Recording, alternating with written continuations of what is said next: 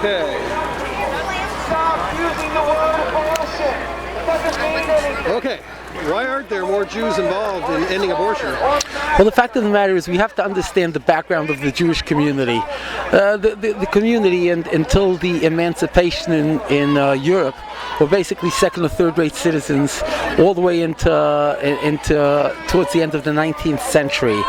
And they have 2,000 years of having their own institutions, their own businesses, and this attitude has carried over here even to America.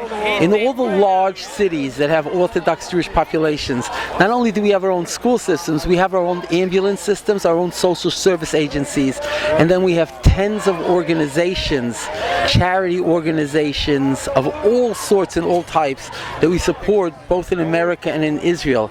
And therefore the attitude of the average Orthodox Jewish, listen, we are a minority of a minority. Jewish people are only 2 or 3% of the population, and Orthodox Jews are only a small percentage, getting larger every day, but still only a 20% or so of that Jewish community.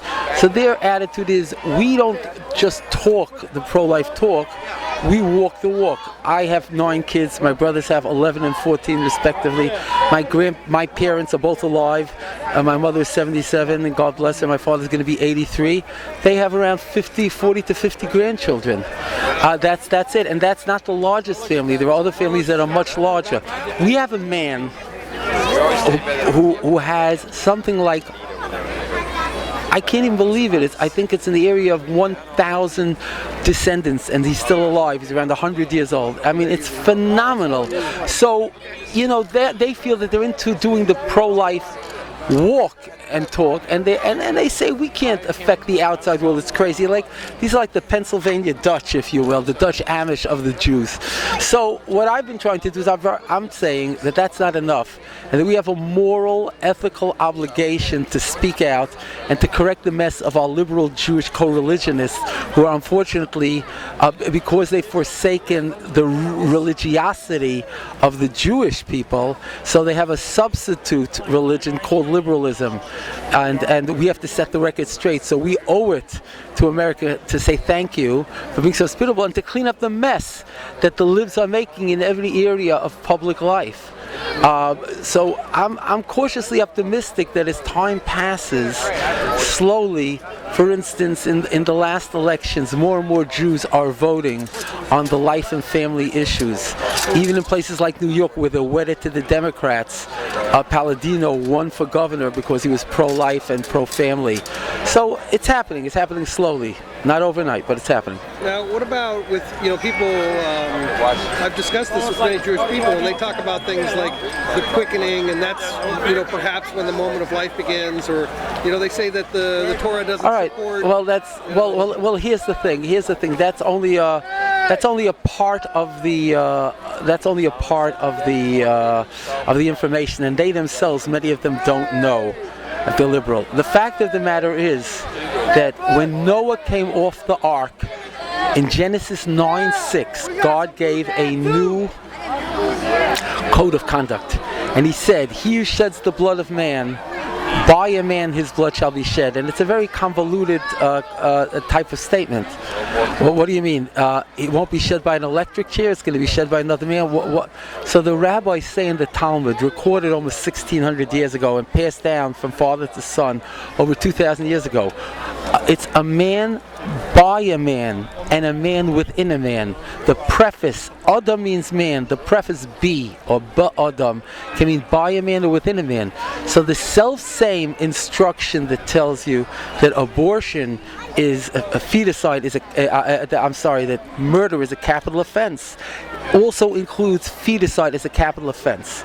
So that predates the giving of the Torah to the Jewish people. It's explicit, it's quoted in the Talmud, and it's codified as a jurisprudence by Maimonides, the great codifier and philosopher. So the bottom line is that for Noahides, for the Gentile, they are absolutely correct, and quite possibly, even from the moment of conception, it is prohibited to have an abortion for Gentiles. The Jews have a slightly different standard. I can't get into it theologically, but certainly every Jew is obligated to make every effort to save the baby.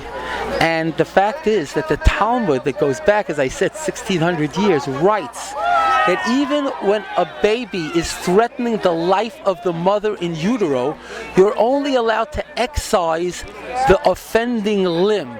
That means to create something called an embryotomy, to go in utero and cut off that finger or that hand if that's absolutely threatening her life. Now, they couldn't do those operations then, but the derivative of this is, we've got it codified, is to show just how pro-life. You can't just kill the whole baby. They were talking about something that first became technically possible in the last 50 years. Right. So this is fantastic. So whoever says, that Jews are not pro-life, or tries to deal with these distinctions, I think overwhelmingly we are opposed to abortion almost under any circumstances, except literally for the life of the mother.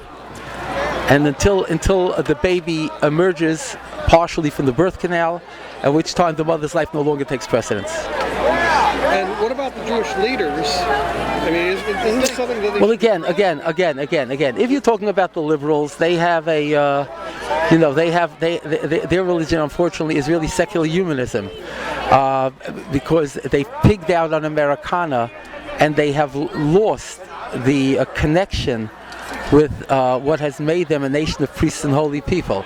So those leadership are going to be liberal. From their very liberalism, we can see just how conservative the religion is, because they're the opposite extreme. And as I said to you, the Orthodox ones, they do speak out a little to the legislators, etc.